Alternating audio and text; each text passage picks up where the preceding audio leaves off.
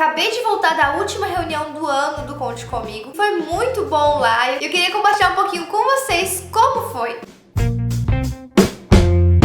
O Conte Comigo é um grupo de mulheres esposas de pastores e presbíteros que se reúnem uma vez por mês com esposas dos seminaristas, assim como noivas ou namoradas dos seminaristas, para passarem mensagens, orarem junto e também ter um momento de confraternização com essas mulheres. Essa última reunião do ano é um momento especial porque as formandas, que são as esposas dos seminaristas que estão formando neste ano, fazem algumas perguntas antecipadamente e as coordenadoras do Conte Comigo, elas vão à frente para responder essas perguntas. E quando surge mais alguma durante este encontro, elas também acabam respondendo. Então foi um momento muito legal, onde a gente pode aproveitar um pouquinho dessa sabedoria dessas mulheres durante esta conversa que elas tiveram com a gente.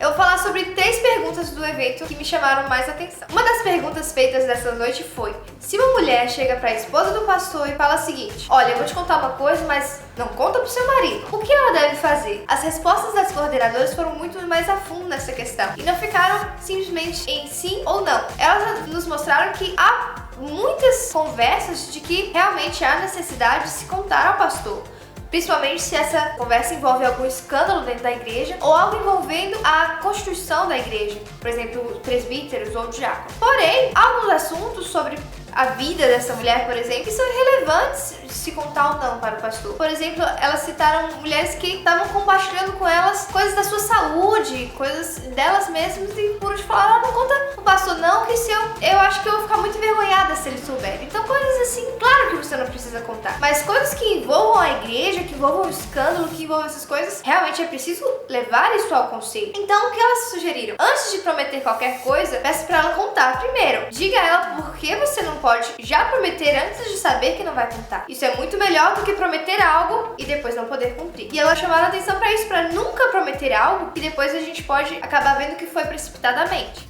A segunda pergunta, ela falava que a família do pastor, a família pastoral, geralmente é uma família isolada, porque como eles presidem ou eles aconselham, eles lideram uma igreja ou congregação, geralmente eles não têm com quem se aconselhar ou não têm com quem compartilhar os seus sofrimentos. Então a pergunta é, quando a família pastoral está em crise ou está com problemas graves, conflitos graves no casamento, quem eles devem recorrer ou o que eles devem fazer? A resposta a essa pergunta foi sobre recorrer a pastores amigos ou a amigos firmes na fé ou mais velhos na fé que estejam talvez passando ou já passaram pela mesma situação do casal para auxiliar. E nisso, a internet, por exemplo, um Hangout ou um Skype, um WhatsApp, isso tudo pode auxiliar nesses momentos. E o interessante também é que no Conte Comigo, as esposas de pastores acabam fazendo outras amigas. E isso elas mostraram que pode auxiliar até nessa questão mais à frente. Uma coisa também que foi falada é que é muito importante a maturidade na família pastoral para não falar dos seus problemas a outras pessoas, outros membros, não ficar abrindo sua vida aos outros membros da igreja. Maturidade para não deixar os conflitos ficarem realmente graves. Tentar não deixar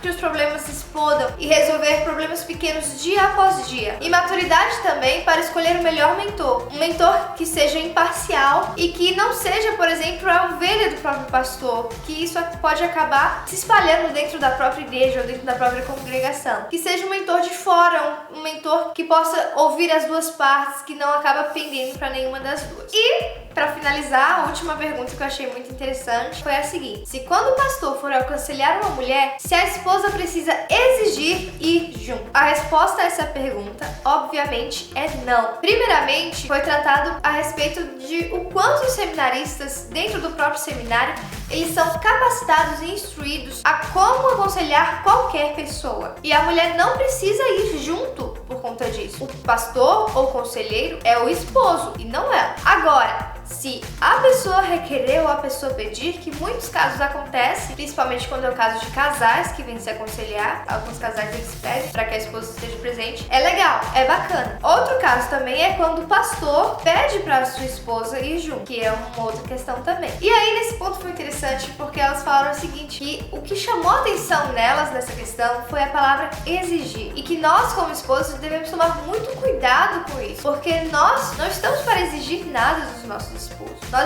Não estamos aqui para exigir coisas, mas sim para auxiliar. Nós precisamos ser auxiliadoras e nisso nós podemos auxiliar também os nossos esposos. Uma das dicas que elas deram foi a respeito de nós termos olhares atentos a respeito das pessoas que os nossos esposos estão aconselhando. Muitas vezes algumas mulheres novas da fé, ou às vezes mesmo dentro da igreja, têm alguns comportamentos que nós percebemos que às vezes os nossos esposos não percebem. Nós podemos falar, comentar com ele aquilo que nós estamos percebendo. Não exigindo, não apontando e não ordenando coisas a eles, mas mostrando coisas que talvez eles não estejam enxergando. Outra coisa também que foi falada é que não é só o homem, o esposo, o pastor, que no seu ministério pode cair nessa tentação. A esposa também na faculdade, no trabalho, ou até mesmo dentro da própria igreja exercendo seu ministério, pode ser tentada também com uma amizade que tem os mesmos interesses ou afinidades, e isso pode acabar também sendo uma tentação ou um problema para o casal líder da igreja. Então é isso. Tanto o pastor quanto a esposa precisam tomar cuidado nessa situação, mas nunca a esposa deve exigir isso do seu esposo. É isso, pessoal. Eu gostei muito de ter ido hoje. Na verdade, eu não sou muito assíduo. Infelizmente, eu só pude ir 2 vezes no Conte Comigo esse ano. Mas espero ano que vem muito mais trazer outras novidades para vocês a respeito disso. Se você é esposa de seminarista ou é esposa de pastor, espero que isso tenha te ajudado. Se você gostou desse vídeo, se isso foi bom para você, dê o seu like aí pra mim saber se você gostou e trazer mais vezes sobre isso pra vocês. Até mais, pessoal. Comentem aí nos comentários outras coisas que vocês queiram saber e é isso aí. A gente se vê depois.